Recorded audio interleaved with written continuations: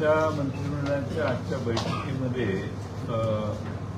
महाराष्ट्रात खास करून सोलापूरपासून वर मराठवाड्यात आणि आता आमच्या सांगली जिल्ह्यातही फार मोठ्या प्रमाणात अतिवृष्टी झाल्यामुळे झालेल्या नुकसान भरपाई कशी देणार हा विषय मंत्रिमंडळाच्या बैठकीतच आला नाही. पण मुख्यमंत्र्यांनी जे बाहेर येऊन विधान केलं त्यात त्यांनी माहिती दिली की आम्ही त्याचा आढावा घेतला आणि 7 लाख हेक्टरच्या दरम्यानची जमीन आणि शेती ही संकटात आलेली आहे. आमची सरकारला आग्रहाची मागणी आहे की ताबडतोबीनं मदत आणि पूर्ण मदत ही 2 टप्प्यात करणं सरकारला शक्य आहे आणि महाराष्ट्रामध्ये एका एकरासाठी जे नुकसान झाले त्यासाठी किमान 50,000 रुपये प्रति एकर हे नुकसान भरपाई द्यावी. मी मराठवाड्यात सोलापूर जिल्ह्यात काही ठिकाणी गेलो, सांगली जिल्ह्यातही आता आमचे सगळे सहकारी आहेत. आमच्या सगळ्यांची मागणी आहे की एका एकरासाठी 50,000 रुपये प्रति एकर मदत सरकारने तातडीने करावी. त्यातले 25,000 रुपये तातडीने पहिला टप्पा म्हणून शेतकऱ्यांना पोच करावेत. काही ठिकाणी 5,000 रुपये आता शेतकऱ्यांना किंवा पूरग्रस्तांना देण्यात आलेले आहेत. पण ती रक्कम अपुरी आहे, ती वाढवावी. त्याचबरोबर ज्यांची घरं वाहून गेली आहेत किंवा ज्यांचा संसार वाहून गेला आहे, घर जागेवर आहे, अशांची तातडीने पंचनामे जे झाले तशी प्राथमिक मदत आत्ता लगेच त्यांना मिळाली पाहिजे. त्याचबरोबर जमीन खरवडून ज्यांची गेली त्यात तर प्रचंड नुकसान झालेलं आहे. म्हणजे 2-2 लाख रुपये खर्च करून देखील ती जमीन पुन्हा त्या ठिकाणी माती आणून भरणं हे त्या शेतकऱ्याला शक्य नाही.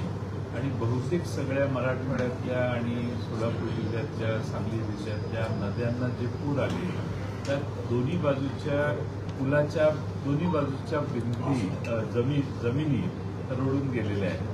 त्यामुळं आणि जमिनीमध्ये काही शेतकऱ्यांच्या जमिनीमध्ये वाळू आणि दगड नदीच्या प्रवाहाच्या बरोबर आलेले ते येऊन बसलेले आहेत. हे काढायलाही 15-20 हजार रुपये खर्च केले तरी ते दगड निघणार नाहीत अशी अनेक ठिकाणी शेतकऱ्यांची अवस्था आहे.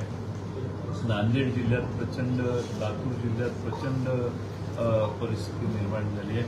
पहिल्यांदा बीड जिल्ह्याला किंवा त्या सगळ्याच टाकून जे पूर आला त्यानंतर 27, 28, 29 अतिवृष्टी प्रेडिक्ट केलेली होती त्याप्रमाणे पुन्हा त्या नद्यांना पूर आले अशी परिस्थिती अनेक ठिकाणी झालेली आहे. यासाठी सरकारने तातडीने मदत करावी, प्राथमिक मदत करावी. आणि सरकारने खरं म्हणजे आज अशी आमची अपेक्षा होती की राज्य मंत्रिमंडळाने आज प्राथमिक मदतीचा निर्णय घोषित केला असता तर मग जिल्हाधिकाऱ्यांच्या स्तरावर या निधी वाटपाचं काम सुरू झालं असतं. पण तसा वाटपाचा निर्णय झालेला नाही. मुख्यमंत्र्यांच्या माहितीनुसार म्हणण्यानुसार 4-5 दिवसात सगळी माहिती संकलित होईल.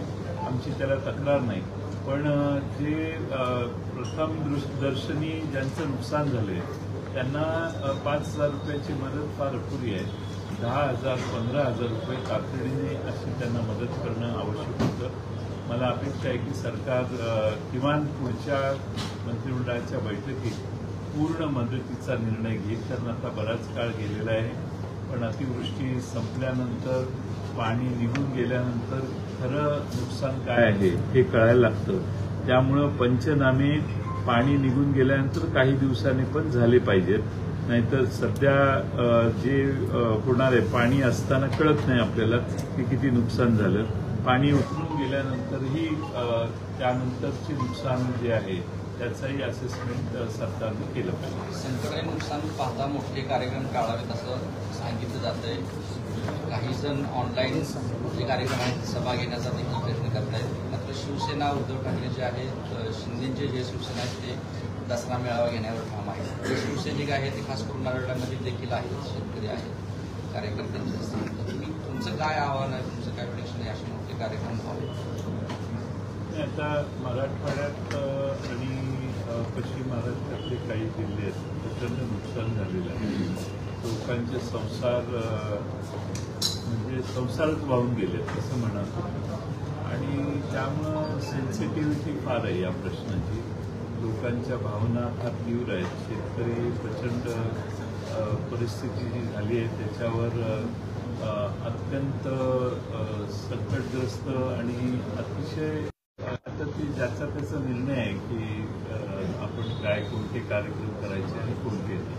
कर्जमाफीबाबत काय मागणी होती की कर्जमाफी व्हावी याची जो काय ते खरं म्हणजे महाराष्ट्राच्या मुख्यमंत्र्यांनी अर्थमंत्र्यांनी विधानसभेच्या निवडणुकीनंतर मी असेल रोहित पाटील असेल आमच्या सगळ्या पक्षांनी मागणी केलेली की ठीक आहे योग्य वेळी म्हणजे यापेक्षा चांगली वेळच असू शकत नाही. तुमची निवडणूक आल्यावर कर्जमाफी देण्यापेक्षा शेतकरी संकटात असताना कर्जमाफी देण्याचा जर निर्णय घेतला तर तो शेतकऱ्याला लाभदायक ठरेल, त्याला आधार ठरेल आणि निराशेनं आधीच महाराष्ट्रात मराठवाड्यात आणि काही भागात प्रचंड मोठ्या प्रमाणात मागच्या 6 महिन्यात आत्महत्या शेतकऱ्यांनी केलेल्या आहे. तुम्ही जर योग्य वेळी ही निर्णय आत्ताच घ्यावा, त्याला नवा मुहूर्त काढत बसायची गरज नाही. केंद्र सरकार अजूनही मदत जाहीर करायला तयार नाही, म्हणजे प्रस्ताव द्यावा असं सातत्यानं बोललं जाते. प्रस्तावाची गरजच काय? बिहारमध्ये लोकांना टाकायला नाही, प्रस्ताव राज्य सरकारने द्यायला ती पद्धत आहे, द्यायला पाहिजे प्रस्ताव. राज्य सरकारची असेसमेंट पूर्ण झाल्यावर राज्य सरकार प्रस्ताव देईल. पण केंद्र सरकार आता आपलंच आहे अशा भावनेनं राज्य सरकारने त्या आत्मविश्वासाने केंद्राकडून येणाऱ्या मदतीची वाट न बघता आपली तिजोरी मोकळी करावी आणि जेव्हा राज्य सरकारची मदत येईल त्यावेळी ती होईल. पण NDRFच्या नॉर्मप्रमाणे मदत वगैरे अशी कृपा करू नये. आता NDRFचे नॉर्म जुने झाले आहेत, महागाई वाढलेली आहे आणि संकटही तेवढंच मोठं आहे. त्यामुळं भरीव अशी मदत द्यावी अशी आमची मागणी आहे. जिल्हा बँकेची चौकशी लावण्याबाबत पालकमंत्री सातत्यानं बोलत आहेत आणि चौकशी लावून जिल्हा बँकेची चौकशी लावून आणि त्यांचा सापडते जिल्हा बँकेचा संचालक काल मला याचं उत्तर देणं जरा जे दिलीप पाटील होते अध्यक्ष ते म्हणतात की या घोटाळ्याबद्दल त्यांनी मान्यच केलं एक प्रकारे की या घोटाळ्यामध्ये भाजप आणि शिवसेनेचे देखील सहभाग आहे. त्यांनी या प्रत्यक्ष मान्य केलं की घोटाळा झालेला आहे. नाही तुमचा गैरसमज आहे. त्यांच्या विधानाचं ट्विस्ट करू नका. त्यांचं म्हणणं आहे की चौकशी करायचं माझ्याबरोबर सगळ्यांची होईल आणि कोणतीही गोष्ट चुकीची केलेली नाही. पण चुकीचं काही तुमच्या डोळ्यात असेल तर ते मी एकट्याने नाही सगळ्यांनी मिळून वेगवेगळ्या पक्षाच्या लोकांचे त्याच्यात सहभाग आहे असं त्यांचा म्हणण्याचा अर्थ आहे. त्यांनी घोटाळा केला किंवा चूक आहे असं ते म्हणत नाही आहे. तुम्ही त्यांच्या शब्दाचा गैरसमज करून घेऊ नका. तरी सुद्धा शेवटचा त्याचा एक विषय आहे की ही जयंत पाटील बचाव सभा होती, परवाची सभा झाली. त्यात फक्त जयंत पाटील बचाव इतकंच बोललं गेलं आणि ती संस्कृती सभा नव्हती असं त्यांचं मत आहे. कारण शब्द रचना जर बघितल्या त्या सभेतल्या मी अजून कशावरच बोलू मी बोलू शकतो.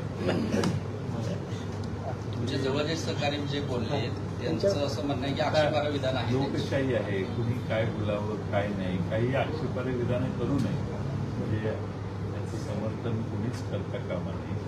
आणि काही आक्षेपार्ह विधानं झाली असतील तर ती त्याचं समर्थन होऊ शकत नाही. पण मी ह्या प्रसंगावर कुठंच बोलत नाही. त्यामुळे मला याच्यावर प्रतिक्रिया द्यायला लावण्याचा प्रयत्न करू नये अशी आमची विनंती आहे. थँक्यू.